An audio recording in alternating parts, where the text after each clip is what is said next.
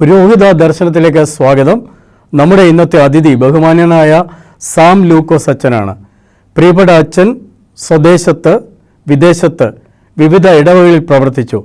പ്രിയപ്പെട്ട അച്ഛൻ വെല്ലൂർ മെഡിക്കൽ സെൻ്ററിൻ്റെ ഡയറക്ടറായിട്ട് അച്ഛൻ പ്രവർത്തിച്ചു. ഇപ്പോൾ ചെങ്ങന്നൂർ ഭദ്രാസനത്തിലെ തരംഗം ആക്ഷൻ മിഷൻ സെൻ്ററിലുള്ള കൗൺസിലിംഗ് സെൻ്ററിൻ്റെ ചുമതലയിലാണ്. പ്രിയപ്പെട്ട അച്ഛനെ സ്വാഗതം ചെയ്യുന്നു. അച്ഛ നമസ്കാരം. നമസ്കാരം അച്ഛൻ. അച്ഛൻ വെല്ലൂരിലുള്ള ഗൈഡൻസ് സെൻ്ററിൽ വർക്ക് ചെയ്തു. പ്രത്യേകിച്ച് കൗൺസിലിംഗ് രംഗത്തും അതോടൊപ്പം തന്നെ മെഡിക്കൽ ഫീൽഡിലും അച്ഛൻ്റെ ഒരു ചുവടുവെപ്പായിരുന്നു. അച്ഛൻ അതിനെക്കുറിച്ചൊന്ന് പറയാമോ? സഭയുടെ നിയോഗം അനുസരിച്ച് 2010 മുതൽ 15 വരെയുള്ള കാലത്ത് 5 വർഷം doctor Alexander Marthoma memorial guidance and counselling സെൻ്ററിൻ്റെ ചുമതല വഹിക്കാനായിട്ട് ഇടയായി. അതെൻ്റെ ശുശ്രൂഷ ജീവിതത്തിലെ വ്യത്യസ്തമായ ഒരു കാലഘട്ടമായിരുന്നു. പ്രത്യേകിച്ച് മനുഷ്യജീവിതത്തിൻ്റെ യാഥാർത്ഥ്യം, രോഗം, ചികിത്സ, സങ്കടങ്ങൾ, നൊമ്പരങ്ങൾ, വേർപാട് അതൊക്കെ അനുഭവിക്കുന്ന പ്രിയപ്പെട്ടവരോടൊപ്പം ചേർന്ന് നിൽക്കാൻ, ക്രിസ്തു ദർശനം അവർക്കൊക്കെ പകർന്നു നൽകാൻ, അവർക്കൊക്കെ ആശ്വാസമായിരിക്കാൻ ഒക്കെ സഭ നൽകിയ നിയോഗം മുഖാന്തരമായിട്ട് തീർന്നു. ഒപ്പം എൻ്റെ വൈദിക ജീവിതത്തെ വളരെയധികം മോൾഡ് ചെയ്യുന്നതിന് ആ ഒരു കാലഘട്ടം മുഖാന്തരമായി. തുടർന്ന് എൻ്റെ ശുശ്രൂഷ മേഖല ഏത് വിധത്തിൽ തിരിച്ചുവിടണമെന്നൊരു ദർശനം നൽകുന്നതിന് ആ കാലയളവിലെ ശുശ്രൂഷകൾ മുഖാന്തരമായി. അതുകൊണ്ടാണ് തുടർന്ന് കൗൺസിലിംഗ് തുടർന്ന് പഠിക്കണം എന്ന് തീരുമാനിക്കാനും അത്തരത്തിൽ തുടർന്ന് പഠിക്കാൻ സഭ അവസരം നൽകി TMA കൗൺസിലിംഗ് സെൻ്ററിൽ മാസ്റ്റേഴ്സ് ചെയ്യാനായിട്ട് ഇടയായി. അത്തരത്തിൽ എൻ്റെ ശുശ്രൂഷ മേഖലകളെ വ്യത്യസ്തമാക്കുന്നതിന്, വളരെയധികം സ്വാധീനിക്കുന്നതിന് ആ കാലയളവ് മുഖാന്തരമായി. ഓക്കെ, അച്ഛൻ്റെ ജീവിതത്തിൽ ഒരു ടേണിംഗ് പോയിന്റ് ആയിരുന്നു. പ്രത്യേകിച്ച് വെല്ലൂരിലെ ശുശ്രൂഷ ഒരുപാട് രോഗികൾക്കും ബൈസ്റ്റാൻഡേഴ്സിനും ഒരുപാട് സഹായം ചെയ്യാനായിട്ട് സാധിച്ചു. അച്ഛൻ്റെ ഓർമ്മയിൽ തങ്ങി നിൽക്കുന്ന ഏറ്റവും നൊമ്പരപ്പെടുത്തുന്ന ഒരു അനുഭവം പറയാമോ? ജീവിതത്തിലെ ഒരു അനുഭവം. വെല്ലൂരിലെ ശുശ്രൂഷ കാലയളവിൽ മറക്കാനാകാത്ത ഒട്ടനവധി സന്ദർഭങ്ങൾ ഉണ്ടായിട്ടുണ്ട്. അതിലൊരിക്കൽ ഒരു 8 വയസ്സുള്ള കുഞ്ഞ്, അവൻ രോഗിയായി ICUവിൽ കിടക്കുകയാണ്. അപ്പോൾ അവൻ ICUവിൽ ഓരോ ദിവസവും അവൻ്റെ നിലയിൽ ഇങ്ങനെ വ്യത്യാസം വന്നുകൊണ്ടിരിക്കുകയാണ്. അപ്പോൾ അവൻ്റെ പിതാവിനോട് പറഞ്ഞു, അപ്പോൾ എന്നെ ഒന്ന് എടുക്കാമോ? അപ്പോൾ ഡോക്ടേഴ്സിനോട് അനുവാദം ചോദിച്ചു. അവൻ വെന്റിലേറ്റർ സപ്പോർട്ടിലായതുകൊണ്ട് അവനെ എടുക്കാനായിട്ട് സാധ്യമല്ല എന്ന് ഡോക്ടേഴ്സ് അറിയിച്ചു. അവനോടൊപ്പം നിന്ന് പ്രാർത്ഥിക്കാനായിട്ടൊക്കെ ഇടയായി. അപ്പനോടൊപ്പം ആ കുടുംബത്തോടൊപ്പം നിൽക്കാനായിട്ട് ഇടയായി. ചില ദിവസങ്ങൾ കഴിഞ്ഞപ്പോൾ ആ കുഞ്ഞ് ദൈവസന്നിധിയിലേക്ക് മാറ്റപ്പെട്ടു. ആ മാതാപിതാക്കളുടെ ആ സങ്കടം ഇപ്പോഴും എൻ്റെ മനസ്സിൽ, ആ പിതാവിൻ്റെയൊക്കെ സങ്കടം മനസ്സിൽ മായാതെയുണ്ട്. എനിക്ക് എൻ്റെ കുഞ്ഞിനെ ഒന്ന് എടുക്കാനായി അവൻ്റെ ഒടുവിലത്തെ ആഗ്രഹം സാധിക്കാനായിട്ട് ഇടയായില്ലല്ലോ എന്നോർത്ത് സങ്കടപ്പെടുന്ന ആ പിതാവിൻ്റെ മുഖം ഇപ്പോഴും മനസ്സിൽ മായാതെയുണ്ട്. മാത്രമല്ല, സൗഖ്യമായി പോയ ആളുകളുടെ സന്തോഷം. കേരളത്തിൽ നിന്ന് ഒരിക്കലൊരു കുടുംബം വന്നത് ഓർക്കുന്നു. ഇനി ചികിത്സയ്ക്ക് പരിമിതിയുണ്ട് എന്ന് പറഞ്ഞ് മനസ്സിലാക്കി വളരെ സങ്കടത്തോടെയാണ്, വീൽ ചെയറിലാണ് ആ കുടുംബം അവിടെ എത്തിയത്. എന്നാൽ അവിടുത്തെ ദൈവകൃപയാൽ നല്ല പരിചരണം ലഭിച്ചു, നല്ല ചികിത്സകളൊക്കെ ലഭിച്ചു. വീൽ ചെയറിൽ വന്ന പേഷ്യൻ്റ് തിരികെ നടന്ന് റെയിൽവേ സ്റ്റേഷനിൽ കൊണ്ട് അവരെ യാത്ര അയച്ച്, ആ റെയിൽവേ സ്റ്റേഷനിൽ അന്ന് ട്രെയിൻ വളരെയധികം വൈകിയാണ് വന്നത്. ദീർഘനേരം അവരോടൊപ്പം ഇരുന്ന് സംസാരിക്കാനായിട്ടിടയായി. അപ്പോൾ അവരുടെ ചികിത്സാ അനുഭവങ്ങൾ, സൗഖ്യത്തോടെ അവർ മടങ്ങിയ അത്തരത്തിൽ 100 കണക്കിന് ആളുകൾ സൗഖ്യത്തോടെ മടങ്ങി. ചിലരെങ്കിലുമൊക്കെ ദൈവം അവർക്ക് നൽകിയ സൗഖ്യത്തെക്കുറിച്ച് അനുഭവങ്ങൾ പങ്കുവച്ചിട്ടുണ്ട്. ആ മുഖങ്ങളൊക്കെ സന്തോഷമുഖങ്ങൾ, ഒരിക്കലും മനസ്സിൽ മായാത്ത ഓർമ്മകളാണ്. അച്ഛൻ വെല്ലൂരിലെ കഥകൾ പറഞ്ഞല്ലോ, അനുഭവങ്ങൾ പറഞ്ഞു, മനസ്സിനെ നൊമ്പരപ്പെടുത്തുന്ന അനുഭവങ്ങൾ പറഞ്ഞു. ആക്ച്വലി മലങ്കര മാർത്തോമാ സുറിയാനി സഭയുടെ ഒരു സ്ഥാപനമാണ്, കാരുണ്യത്തിൻ്റെ കരസ്പർശമായിരിക്കുന്നു. ആ സ്ഥാപനത്തിലെ വർക്ക് എന്തൊക്കെയാണ്? അതിനെക്കുറിച്ചൊന്ന് വിവരിക്കാമോ? ഡോക്ടർ അലക്സാണ്ടർ മാർത്തോമാ മെത്രാപ്പോലിത്ത തിരുമേനിയുടെ സ്മാരകമായി ദീർഘവർഷം മുമ്പ് ആരംഭിച്ചതാണ് നമ്മുടെ ഗൈഡൻസ് സെൻ്റർ. തിരുമേനി ഒരിക്കൽ ചികിത്സയ്ക്ക് പോയ സമയത്ത് അവിടെ വരുന്ന ബൈസ്റ്റാൻഡേഴ്സിന് വളരെയധികം പ്രയാസപ്പെടുന്നു, അവിടെ താമസിക്കാനായിട്ട് പ്രയാസപ്പെടുന്നു, അവരുടെ ചികിത്സകൾക്ക് സപ്പോർട്ട് ചെയ്യാനായിട്ട് മറ്റാരുമില്ലാത്ത അവസ്ഥ തിരുമേനി നേരിൽ കണ്ട്, അന്ന് തിരുമേനിയുടെ ഇനിഷ്യേറ്റീവിലാണ് ആദ്യത്തെ ഗൈഡൻസ് സെൻ്റർ അന്നൊരു ഭവനത്തിലാണ് ആരംഭിച്ചത്. തുടർന്ന് ദീർഘനാളുകൾ വ്യത്യസ്തമായ നമ്മുടെ അഭ്യുന്നയ സഭയിലെ പിതാക്കന്മാർ അതിനെ വളർത്തിക്കൊണ്ടുവന്നു. തിമോത്തിയോസ് തിരുമേനി ആ ഭദ്രാസനത്തിന് നേതൃത്വം നൽകുന്ന സമയത്ത് ഒരു ബിൽഡിംഗ് പണിയുന്നതിന് ഇടയായി തീർന്നു. തുടർന്ന് ജോസഫ് മാർത്തോമ മെത്രാപ്പോലിത്തയുടെ തിരുമേനിയുടെ കാലത്തും അഭിമന്യ ഐസക് മാർ ഫീലിക്സനോസ് തിരുമേനിയുടെ കാലത്തും ആ ഗൈഡൻസ് സെൻ്ററുകൾക്ക് പുതിയ ബിൽഡിങ്ങുകൾ പണിയാനായിട്ട് ഇടയായി. പ്രധാനമായിട്ട് അവിടുത്തെ ശുശ്രൂഷ ഏത് വിധത്തിൽ ജാതി മത ഭേദമന്യേ ചികിത്സയ്ക്കായി വരുന്ന ആളുകൾക്ക് ആവശ്യമായ സപ്പോർട്ട് നൽകുക എന്നുള്ളതാണ്. സാധാരണയായി ചികിത്സയ്ക്ക് വരുന്ന ആളുകൾ റെയിൽവേ സ്റ്റേഷനിൽ വരുമ്പോൾ തന്നെ മിക്കവാറും ട്രെയിനുകൾ ഏറ്റവും വെളുപ്പിന് അതിരാവിലെയാണ് എത്തുന്നത്. രാവിലെ എത്തുമ്പോൾ അവരെ അവിടെ നിന്ന് റെയിൽവേ സ്റ്റേഷനിൽ നിന്ന് നമ്മുടെ വാഹനം പോയി, നമ്മുടെ സ്റ്റാഫ് പോയി അവരെ നമ്മുടെ ഗൈഡൻസ് സെൻറ്ററിലേക്ക് കൊണ്ട് എത്തിക്കും. ഗൈഡൻസ് സെൻറ്ററിൽ അവർക്ക് താമസവും ഭക്ഷണവും ഒപ്പം രോഗത്തിൽ ചികിത്സയ്ക്ക് പോകാനായിട്ട് ഡോക്ടേഴ്സിന് നേരത്തെ അപ്പോയിൻമെൻറ്റ് അറേഞ്ച് ചെയ്യും. അവർക്ക് വേണ്ടതായ എല്ലാ സപ്പോർട്ടും മാനസികമായ പിന്തുണയും പ്രാർത്ഥനയും ഒക്കെ നൽകുക എന്നതാണ് അവിടുത്തെ ശുശ്രൂഷ. ഏറ്റവും പ്രധാനം അവിടുത്തെ ഒരു ആത്മീയ കൂട്ടായ്മയാണ്. ജാതി മത ഭേദമന്യേ ചാപ്പലിൽ സന്ധ്യയിൽ ആളുകൾ ഒരുമിച്ച് കൂടുകയും ഒരുമിച്ച് പ്രാർത്ഥിക്കുകയും ദൈവം നൽകുന്ന സൗഖ്യം, ദൈവം നൽകുന്ന മാനസിക ശക്തി ഒക്കെ അനുഭവിച്ച് സംതൃപ്തിയോടെ സന്തോഷത്തോടെ മടങ്ങുന്നത് കാണാനായിട്ടിടയായിട്ടുണ്ട്. അവർ നമ്മുടെ സഭയുടെ വലിയൊരു സാക്ഷ്യമാണ് അവിടുത്തെ ഈ ഒരു വലിയ ശുശ്രൂഷ. ഓക്കെ അച്ഛൻ, നമ്മൾ ഒരുപാട് സഹായങ്ങൾ ചെയ്യുന്നുണ്ട്, ഹെൽപ്പ് ചെയ്യുന്നുണ്ട്. അപ്പോൾ ഇതിനൊരു സാമ്പത്തിക ആവശ്യമില്ല. അതെങ്ങനെയാണ്? നല്ലവരായ മനുഷ്യർ തരുന്നത് കൊണ്ടാണോ അതോ മറ്റെന്തെങ്കിലും ഗവൺമെൻറ് സപ്പോർട്ടുണ്ടോ? നമ്മുടെ ആളുകൾ ഒരുപാട് പേര് സഹായിക്കുന്നില്ല. അതിനെക്കുറിച്ച് അച്ഛനൊന്ന് പറയാമോ? വെല്ലൂർ ഗൈഡൻസ് സെൻ്ററിൻ്റെ പൂർണ്ണ പിന്തുണ നല്ലവരായ ആളുകളുടെയാണ്. അവിടെ വന്ന ആളുകൾ, ഒരു പ്രാവശ്യമെങ്കിലും അവിടെ വന്ന ആളുകൾ തീർച്ചയായിട്ടും അവരെ ഗൈഡൻസ് സെൻ്ററിനെ പ്രാർത്ഥനയിൽ ഓർക്കുന്നു. ചില ആളുകളെങ്കിലും ഒക്കെ വോളണ്ടിയേഴ്സായിട്ട് അവിടെ വർക്ക് ചെയ്യാനായിട്ട് വന്നിട്ടുണ്ട്. പിന്നീട് സാമ്പത്തിക പിന്തുണ, അവിടുത്തെ പുതിയ ബിൽഡിംഗ് ഒക്കെ പണിയുന്ന കാലത്ത് അവിടെ വന്ന ആളുകളുടെ സാമ്പത്തിക പിന്തുണ, വന്ന നമ്മുടെ വ്യത്യസ്തമായ ഇടവകകൾ, വിദേശത്തുള്ള ഗൾഫിലും വ്യത്യസ്ത വിദേശ ഇടവകകൾ ഒക്കെ വളരെ അകമഴിഞ്ഞ് സഹായിക്കുന്നതിൻ്റെ ഫലമാണ് നമ്മുടെ സഭയുടെ ഈ ശുശ്രൂഷ ഫലകരമായി ഈ നാളുകളിലും ഇപ്പോഴും അത് തുടർന്നുകൊണ്ടും നിർവഹിക്കാനായിട്ട് ഇടയായിത്തീരുന്നത്. ഓക്കെ അച്ഛൻ, കർത്താവിൻ്റെ ഒരു ഹീലിംഗ് മിനിസ്ട്രി ആണല്ലോ, സൗഖ്യദായ ശുശ്രൂഷയുടെ ഭാഗമാണ് ഇപ്പോൾ അവിടെ ചെയ്തുകൊണ്ടിരിക്കുന്നത്. അച്ഛന് ആ ഫീൽഡിൽ വർക്ക് ചെയ്തിട്ടുണ്ട്.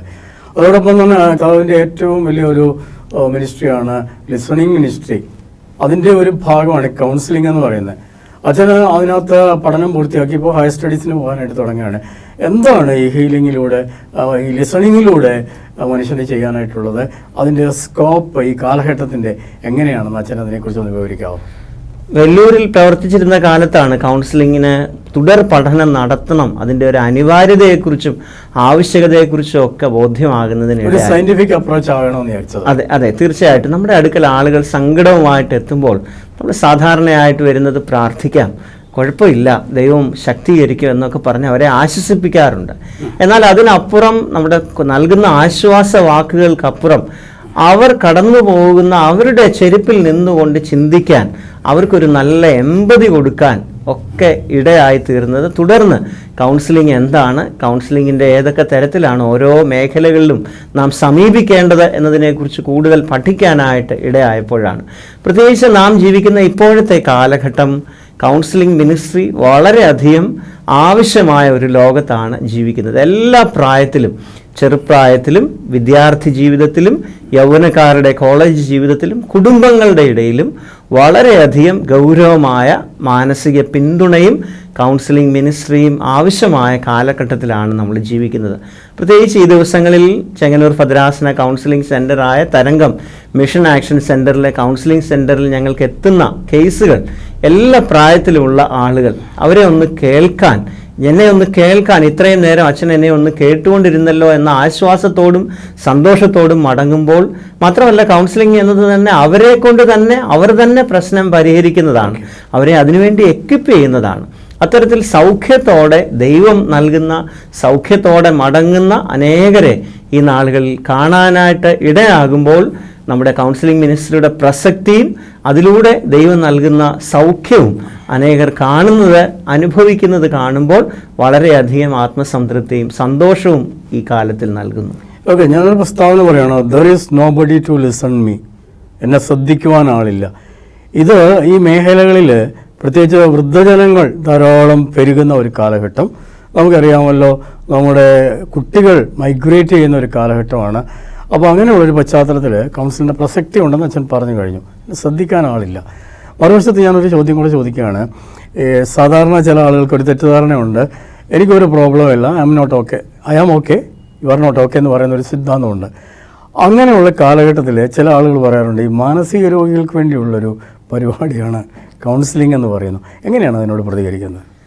കൗൺസിലിംഗ് മാനസിക രോഗികൾക്ക് മാത്രമല്ല, ഏത് ഘട്ടത്തിലും നമുക്കൊരു പ്രതിസന്ധി ഉണ്ടാകാം, ഒരു മാനസിക പ്രതിസന്ധി ഉണ്ടാകാം, ക്രൈസിസ് ഉണ്ടാകാം. അവിടെ നമ്മെ തന്നെ ശക്തീകരിക്കാൻ തീർച്ചയായിട്ടും കൗൺസിലിംഗ് വളരെയധികം പ്രയോജനപ്പെട്ടുകൊണ്ടിരിക്കുന്നു എന്നത് അനുഭവത്തിൽ നിന്നുള്ള പാഠമാണ്. പ്രത്യേകിച്ച് ഇപ്പോഴത്തെ കേരളത്തിൻ്റെ ഒരു പശ്ചാത്തലത്തിൽ കേരളത്തിൽ മൈഗ്രേഷൻ വളരെയധികം കൂടുമ്പോൾ നമ്മുടെ മാതാപിതാക്കൾക്കൊപ്പം മക്കളും കൊച്ചുമക്കളും വളരെയധികം കുറയുന്ന ഒരു കാലത്തിലാണ്.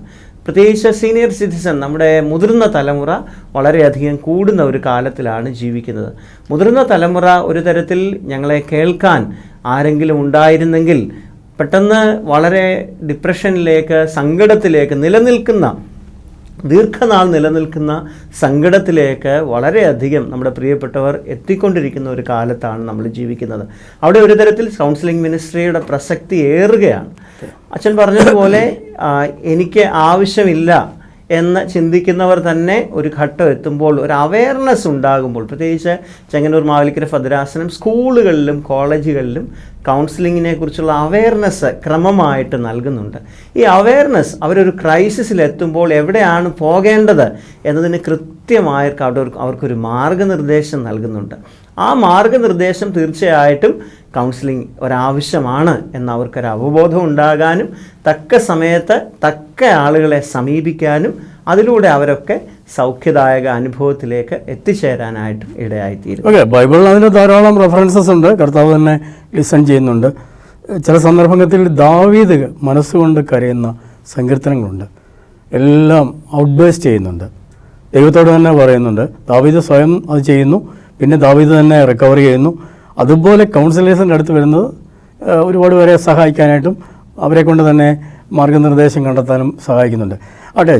സെക്കരിയാസ് തിരുമേനിയുടെ ഒരു സ്വപ്നമായിരുന്നു, ഒരു ദർശന സാഫല്യമാണ് ചെങ്ങന്നൂർ ഭദ്രാസനത്തിലെ തരംഗം ആക്ഷൻ മിഷൻ സെൻറ്റർ. തിരുമേനിയുടെ ഒരുപാട് സ്വപ്നം അവിടെ സാക്ഷാത്കരിച്ചു. തിമോത്തിയോസ് തിരുമേനി അത് ഒന്നുകൂടെ പൂവണിക്കാനായിട്ടിടയായി. ഇപ്പോൾ അവിടെ പാലിയേറ്റീവ് കെയർ ഒക്കെ ഉണ്ട്. അച്ഛൻ്റെ ഒരു മിനിസ്ട്രി കൗൺസിലിങ്ങും അതോടൊപ്പം തന്നെ പാലിയേറ്റീവ് കെയറിനകത്തും ഒക്കെ അച്ഛൻ ബന്ധപ്പെടുന്നുണ്ട്. ഈ തരംഗം ആക്ഷൻ സെൻറ്ററിൽ എന്തൊക്കെയാണ് ഇപ്പോൾ കൃത്യമായും നടക്കുന്നത്? ഒന്നുകൂടെ ഒന്ന് വിശദീകരിച്ച് പറയാൻ പറ്റുമോ? ഞങ്ങൾ 2 അച്ഛന്മാരാണ് അവിടെ ശുശ്രൂഷ ചെയ്യുന്നത്. അതിൻ്റെ അഡ്മിനിസ്ട്രേറ്റീവ് ഡയറക്ടറായിട്ട് ഇപ്പോൾ ബഹുമാനപ്പെട്ട രഞ്ജി വർഗീസ് അച്ഛനാണ് പ്രവർത്തിക്കുന്നത്. എൻ്റെ പ്രധാനപ്പെട്ട ചുമതല അവിടുത്തെ കൗൺസിലിംഗ് ശുശ്രൂഷയാണ്. പൊതുവായി തരംഗത്തിൽ എന്താണ് നിർവഹിക്കപ്പെടുന്നത് എന്നതിനെക്കുറിച്ച് ഞാൻ തീർച്ചയായിട്ടും പറയാം.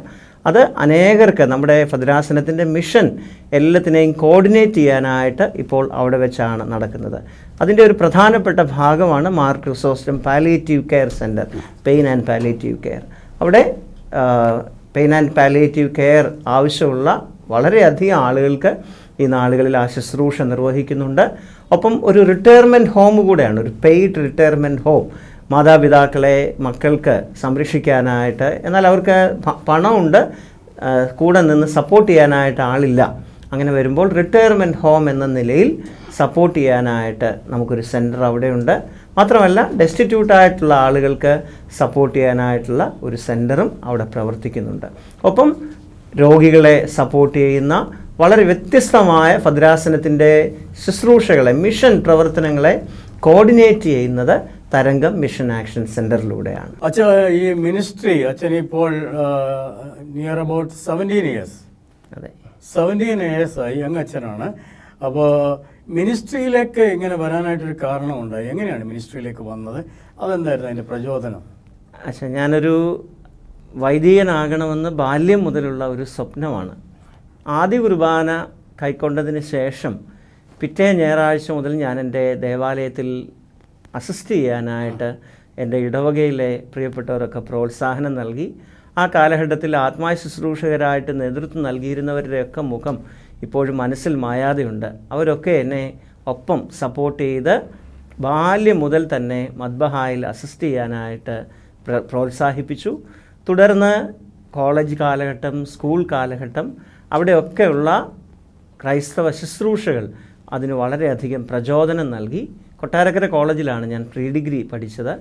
അവിടെ ഉണ്ടായിരുന്ന EU ഫെലോഷിപ്പ് വളരെയധികം സപ്പോർട്ട് ചെയ്തു. തുടർന്ന് പ്രീ ഡിഗ്രിക്ക് ശേഷം ചില വർഷങ്ങൾ എൻ്റെ പിതാവിൻ്റെ സഹോദരൻ നമ്മുടെ സഭയിലെ ഒരു ഉപദേശിയാണ്, G. യോഹന്നാൻ ഉപദേശി. അദ്ദേഹം കഴിഞ്ഞ 30 വർഷത്തിലധികമായിട്ട് കർണാടകത്തിൽ ഗ്രാമങ്ങളിൽ ശുശ്രൂഷ ചെയ്യുന്നയാളാണ്. പ്രീ ഡിഗ്രി പഠനത്തിന് ശേഷം അദ്ദേഹത്തോടൊപ്പം ചില നാളുകൾ പോയി ശുശ്രൂഷകൾ കാണാനും പ്രവർത്തനങ്ങൾക്ക് പങ്കാളിയായി തീരാനായിട്ടൊക്കെ ഇടയായി. അത് വളരെയധികം ജീവിതത്തെ സ്വാധീനിച്ചു. ഫുൾ ടൈം മിനിസ്ട്രിക്ക് പോകണം എന്ന് മനസ്സിൽ തീരുമാനമെടുക്കുന്നതിന് ആ കാലഘട്ടത്തിലെ ഗ്രാമങ്ങളിലെ ശുശ്രൂഷകൾ മുഖാന്തരമായി. തുടർന്ന് ഡിഗ്രി പഠനകാലം ചെങ്ങന്നൂർ ക്രിസ്ത്യൻ കോളേജിലായിരുന്നു. ചെങ്ങന്നൂർ ക്രിസ്ത്യൻ കോളേജിൽ പഠിച്ചിരുന്ന കാലത്ത് അവിടുത്തെ മാർത്തോമ സ്റ്റുഡൻസ് അസോസിയേഷനും സ്റ്റുഡൻസ് കോൺഫറൻസും ഒക്കെ വളരെയധികം സ്വാധീനം ചെലുത്തി. ആ കാലയളവിലാണ് അടൂര് ഉള്ള ബഹുമാനപ്പെട്ട PN അലക്സാണ്ടർ അച്ഛൻ ഞങ്ങളുടെ വികാരിയായിട്ട് വരുന്നത്. അച്ഛൻ അന്ന് അവിടെ ആരംഭിച്ച ഒരു യൂത്ത് കോർ ഗ്രൂപ്പ്, അവിടുത്തെ ആദ്യത്തെ യൂത്ത് കോർ ഗ്രൂപ്പിലെ അംഗമാണ്. അന്ന് ഞങ്ങളുണ്ടായിരുന്ന 15 പേരിൽ 12 പേരും നമ്മുടെ സഭയിലെ വൈദികരാണ്. ബഹുമാനപ്പെട്ട PN അലക്സാണ്ടർ അച്ഛൻ്റെ പ്രോത്സാഹനം, സ്വാധീനം വളരെയധികം പങ്കുവഹിച്ചിട്ടുണ്ട്. മാത്രമല്ല മാതാപിതാക്കളുടെ നിരന്തരമായ പ്രാർത്ഥന, പ്രോത്സാഹനം, കുടുംബാംഗങ്ങളുടെ ഒക്കെ ഇടവകയുടെ പ്രാർത്ഥന. എൻ്റെ ഇടവകയിലെ ആദ്യത്തെ വൈദികനാണ്.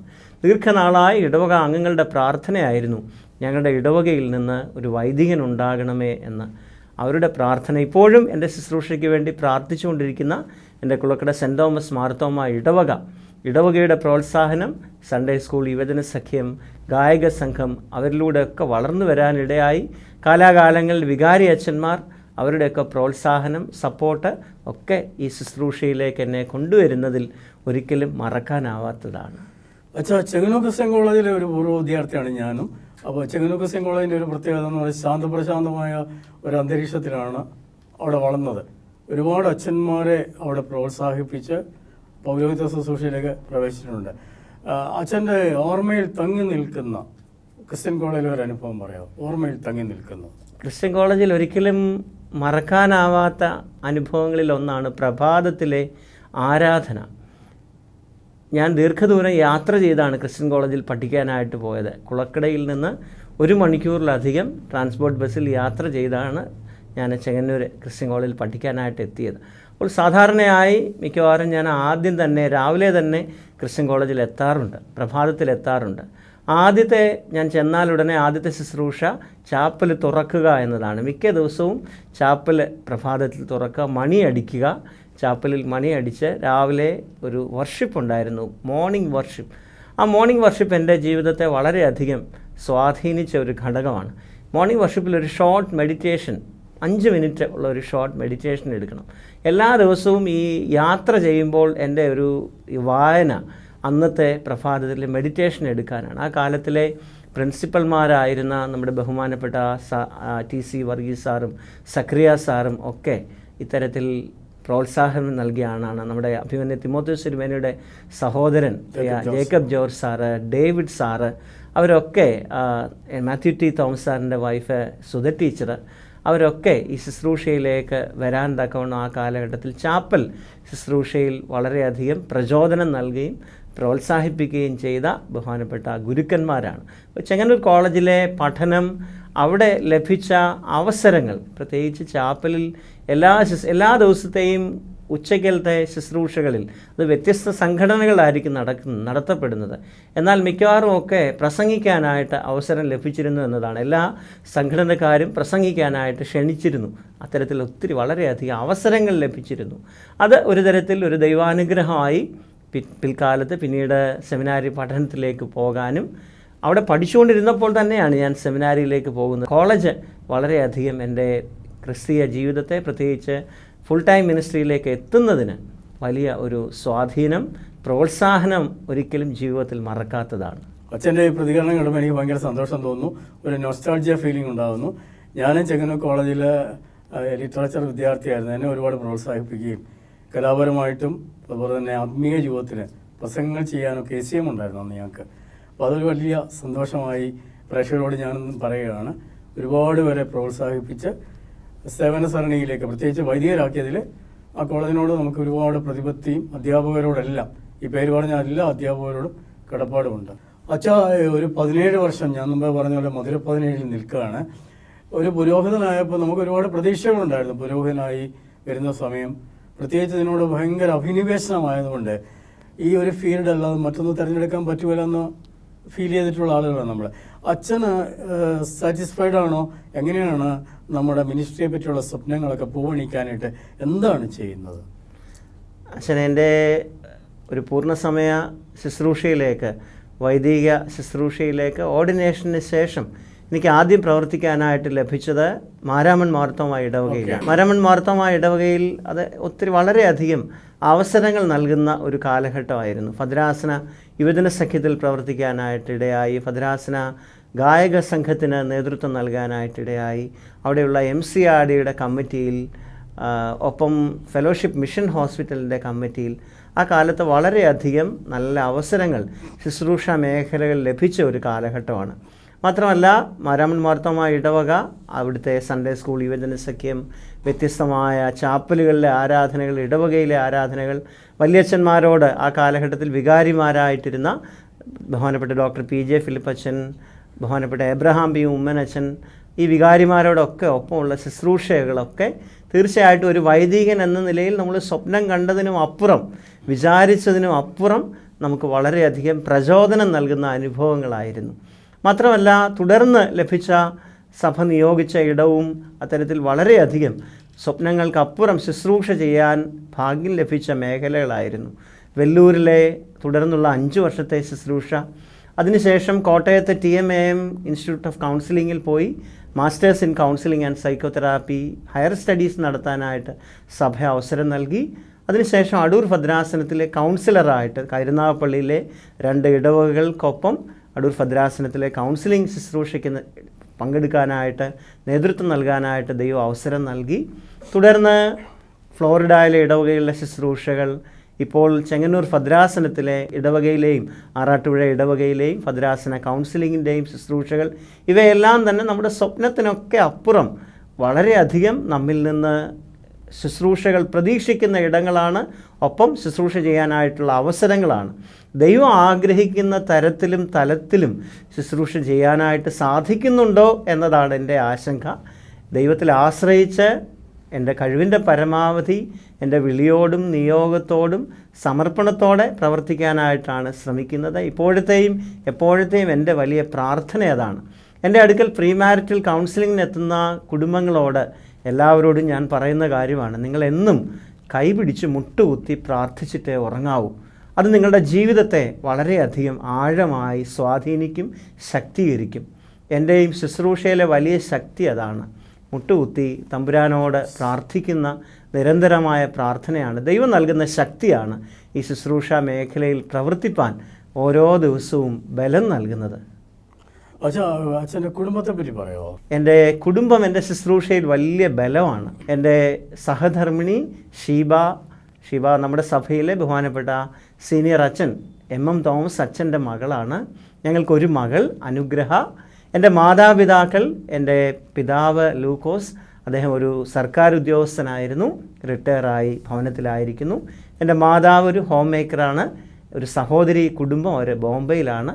ഇവരെല്ലാവരും എൻ്റെ ശുശ്രൂഷയിൽ വലിയ സ്വാധീനമാണ്. ഞാൻ തുടക്കത്തിൽ പറഞ്ഞതുപോലെ എൻ്റെ പിതാവിൻ്റെ ഒരു സഹോദരൻ പൂർണ്ണസമയ ശുശ്രൂഷയിൽ ഇപ്പോഴും മാർത്തോമാ സുവിശേഷ പ്രസംഗ സംഘത്തിൻ്റെ ഇവാഞ്ചലിസ്റ്റായിട്ട് നേതൃത്വം നൽകുന്നു. ഈ കുടുംബാംഗങ്ങളുടെ ഒക്കെ പ്രാർത്ഥന, പിന്തുണ, സപ്പോർട്ട് ഇപ്പോഴും എൻ്റെ ശുശ്രൂഷയെ ആഴമായി ഇപ്പോഴും സ്വാധീനിക്കുന്ന ഘടകങ്ങളാണ്. ഓക്കെ അച്ഛാ, ഇത്രയും നേരം നമ്മുടെ പുരോഹിത ദർശനത്തിൽ അച്ഛൻ്റെ ദർശനങ്ങളും അച്ഛൻ്റെ അനുഭവങ്ങളും ഉപരിയായി ദൈവത്തിൻ്റെ അനുഗ്രഹങ്ങളും ദൈവത്തിൻ്റെ പ്രൊവിഡൻസിനെ കുറിച്ചൊക്കെ പറഞ്ഞിച്ചല്ലോ. അച്ഛനെല്ലാം നന്മയുണ്ടാവട്ടെ. ഈ ഒരു പരിപാടിയിൽ വന്ന് പങ്കെടുത്ത് എല്ലാവരോടും സംസാരിച്ചതിൽ സന്തോഷമുണ്ട്. ഇതിൻ്റെ ഫ്യൂച്ചർ ഏറ്റവും അനുഗ്രഹകരമായി മിനിസ്ട്രി ധന്യമാവട്ടെ എന്ന് പ്രാർത്ഥിക്കുന്നു. നന്ദി, നമസ്കാരം. താങ്ക് യു അച്ഛൻ. ഈ അവസരം നൽകിയതിന് നന്ദി അറിയിക്കട്ടെ. ഇന്നത്തെ പുരോഹിത ദർശനം ഇവിടെ അവസാനിക്കുകയാണ്.